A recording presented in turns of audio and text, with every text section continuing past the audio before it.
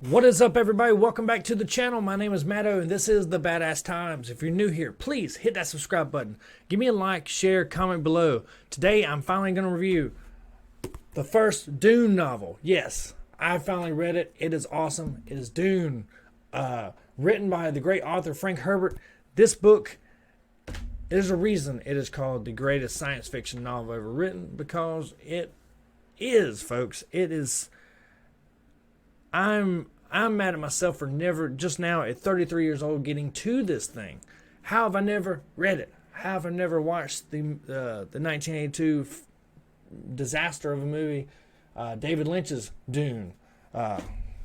It's amazing. And the only reason I'm finally getting to it now is because of my boy, director Denis Villeneuve, finally bringing this epic tale to the big screen. So, in preparation of that movie coming out in December, I wanted to make sure that I knew what the hell was going on, what the hell I was talking about. So, yes, I devoured this book last month. It is a thing of science fiction beauty. It is one of the greatest adventure stories ever written. Star Wars and Game of Thrones and everything like that today owes so much to Frank Herbert and his masterpiece Dune. I mean, it's a triumph. It's jaw dropping.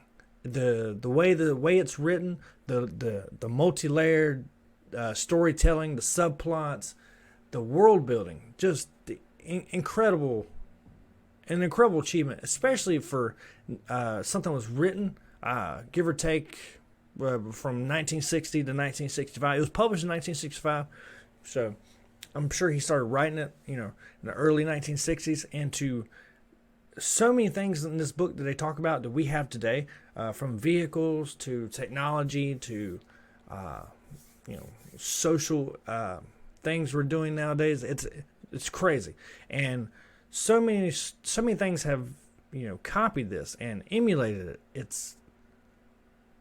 It's the reason science fiction is written and studied and created the way it is today.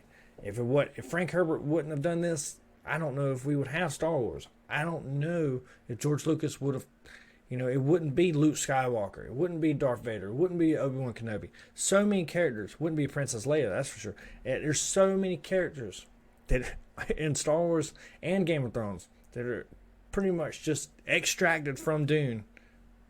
In this, mixed up, the setting and some minor story elements, but pretty much everything is taken from this guy's stuff. And the fact that we're going to get a big screen adaptation of it this December, this Christmas, from Denis Villeneuve, who did Blade Runner 2049, Prisoners, Sicario, The Arrival. Man, talk about stoked. But anyway, I want to get back to the book. Just my overall quick thoughts is, like I've already said, it's brilliant. I wouldn't call it a page turner though, especially the first. There's not chapters in the book. He's done something very unique with this. Very cool. You'll see it if you get around to reading it, or if you already have read it. So I'd probably say the first 50 to 100 pages, it's kind of hard to get into. It's kind of a unique read. It's written a lot different than things are written nowadays, or a lot different from things I've read. But once you get into it and get to know the characters and understand what is happening and what is going on, this thing evolves into some of the best storytelling I've ever enjoyed, and so much thought-provoking stuff about religion and politics and the philosophy of socialism and just society in general, and the way people go about their everyday lives. It really sticks it to you if you're a big fan of studying religions and politics and the way people interact with people, and thousands of years of the same stuff over and over. It's very interesting. Also, for anybody who is a huge Game of Thrones fan, it's a high recommend, because you get pretty much the same setup. You got these different houses of families and stuff, and they're all trying to get to get control of this certain thing. And I don't want to spoil it. It kind of gives it away unless you kind of know the background of it. If you tell too much of the plot, it will ruin the story for you. So the best thing is to go in just cold. You don't want to know anything when you're going into this book. But yeah, must read, all-time classic. It is up there for me and my favorite books I've ever read. Could be, who knows how high it could go for me.